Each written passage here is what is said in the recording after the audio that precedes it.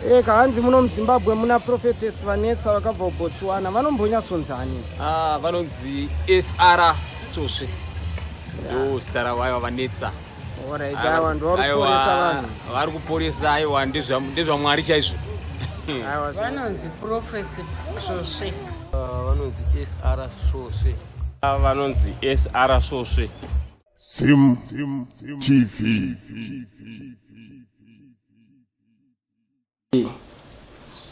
Today ndofunga muri kunzwa nyaya iri kungonetsa mastreets. Vanhu vazhinji vari kunetsekana kuti prophetess vanetsa vakauya kuZimbabwe vanombonyatsonzana. Saka toti tokukwazisai prophetess muri sei? Ndiraiti zvangu makadi muri yeZimbabwe. Aiwa, muri yeZimbabwe inofara.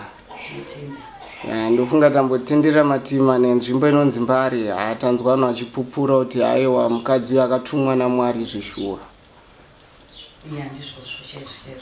Aiwa, tokutendai nebasa guru ramunobata, mamiracles tiri kumaona.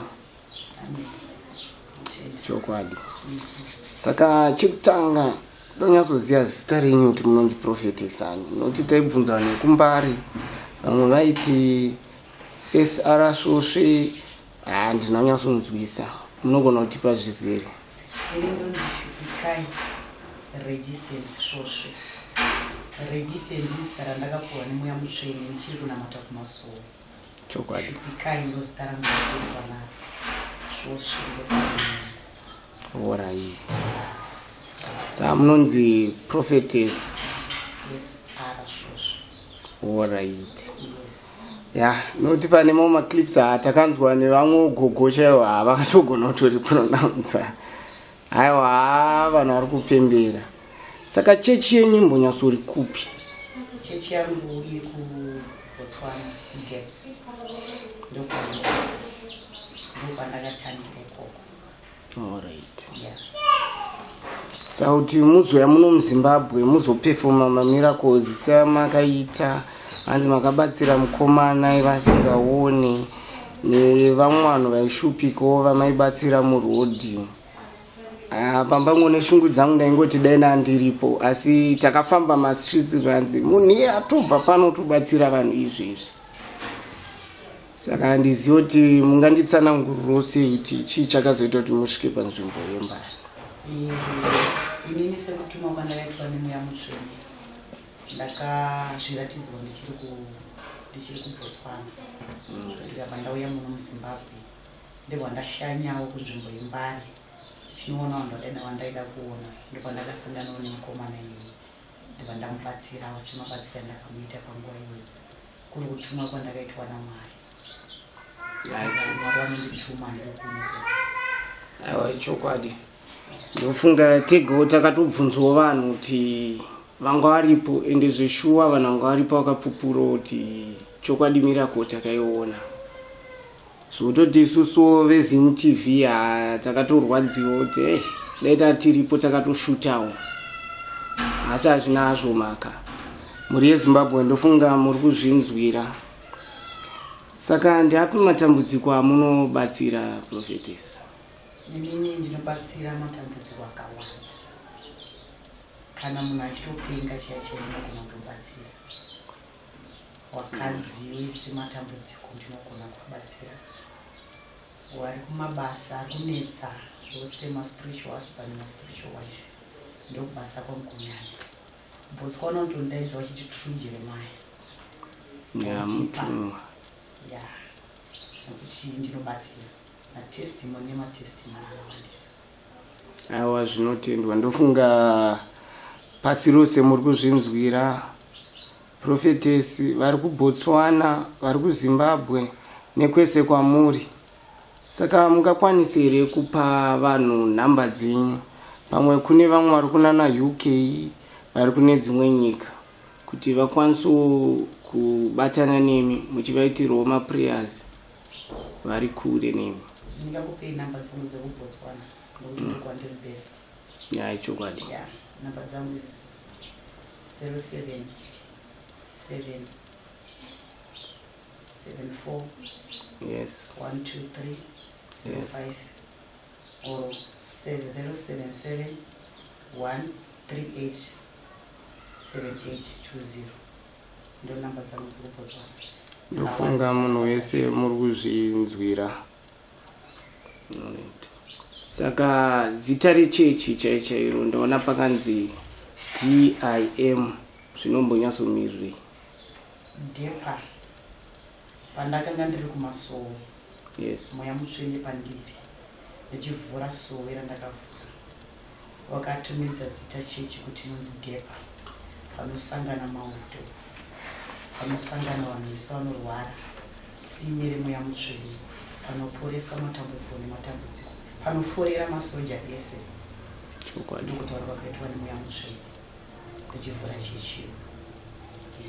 Aiwa, ndofunga munhu wese muri kuzvinzwira zvichireva kuti D means Depa. Depa International Ministry. Yes. Aiwa, ndofunga munhu wese muri kuzvinzwira. Ndapi mamwe mashoko amungadei kusiyira vanhu? Mashoko andingade kusiyira vanhu, kukurudzira vanhu ndeyekuti ngatinamate, nekuti kwatakabva kwakaoma. Saka mukore uno munhu wese ngaangoimba nekunamata, ndokuti zvinhu zvenyu zvifambe zvakanaka. Musauimbe zvakare nevaprofita, wembai naMwari, nekuti vaprofita ndowakuti vatorasisa nzira vanhu yekunamata. Saka munhu wese paunongori, nyangori kumba, nyangori munzira, nyangori kupi, namata Mwari, nekuti Mwari ndiye akatisika. Ndiye watiri kuteera zuva ranhasi. Musateere vanhu asi teerai Mwari. Ndokurudzira ndinopa even vanhu vechechi kwandinonamata kuti musade munhu asi dai Mwari, nekuti ndiye akatisika. Alright. Tiri panapa pana takudzwa from Tara ari kuti ma1-on-1 service munoita here? Zvakanyanyisa. Noita musi weWednesday, noita musi weSaturday. Online again. Okay. Oita anonzi Rumbi ati ko muno muZimbabwe muri kuita here looking forward kuve mune chechi muno muZimbabwe? Ndiri kutogadzirisa nyaya chinofunga December zvinenge zvaita zvese. December nendagadzirisa zvose bosi ndiri kuita ndichiuya. Alright. Bosi chechi yakukura. Aiwa, icho chokwadi. Ndofunga munhu wese muri kuzvinzwira kuti hanzi muno muZimbabwe muchange mane imwe, nokuti ndiri kuona vanhu muri kuchema online kuti vamwe kune kwanyanya kutitira kure kutravela kudai, asi ene zvinhu zviripo, nokutoti kana uchitoda kutobatsirwa utongoita zviripo. Ndo mamessages ari kutumirwawo nevamwe. Aiwa, manje musachiwana Mwari varipo. Hanzi musatye, dambudziko rese ramunoda ndokubatsirai, nyangwe pafoni, macalls, mavideo calls, zvese. Ende chatinokurudzira munhu wese muchinzwa muri online kudai so, chatinokurudzira ndechekuti iri paWhatsApp munotanga matonyasoona moita video call moona kuti ndiwe here zveshuwa muri kutaura navo, nekuti kwazara matsotsi. Kune munhu anokwanisa kunyepera otora mufananidzo wavo oisa pa profile pake, mofunga kuti ndiwa muri kutaura navo. Saka munofanira kutanga maita video call monyasoona zveshuwa prophetess ndiwa muri kutaura navo here online. Then kana muchida ma1-on-1 service motaura navo, manyaso make sure kuti aiwa ndiwo exactly wamuri kutaura navo. Aiwa, tinotenda. Handisi sina hangu remashoko zvangu. Ende tafara nokuti tatone nguva tichingoti prophetess toona sei. Kubva pamakanzi pamakauya tatone nguva tungosvika tichikushayai. Ndofunga mune muri busy munhu waMwari, handiti? Aiwa, semunhu akatumwa mungazorore nokuti matambudziko aperi. Aiwa, zvinotendwa. Ende tafara singaita kuti matiwanirawo nguva yekuti mukurukuruwo nemi. Aiwa, tinotenda. Amen. Mama vakupinda vakuenda muri yeZimbabwe zvinokudzwa VJ na Icons. Aiwa, zvinokudzwa kudzokera Botswana kupfekedzwa nemaartista avo VJ Icons. Aiwa, zvinotenda. Thank you so much.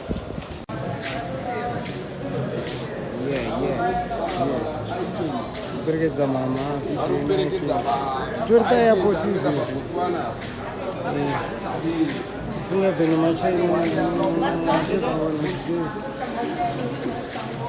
madzimai katinavo aiwa zvinotendeka depa ministry zviri kuita zvinhu guys tikuperekedza madzimai naikendi depa ministry kuperekedza mama prophetess arasishoshe vakuenda yes akumborwacho tonight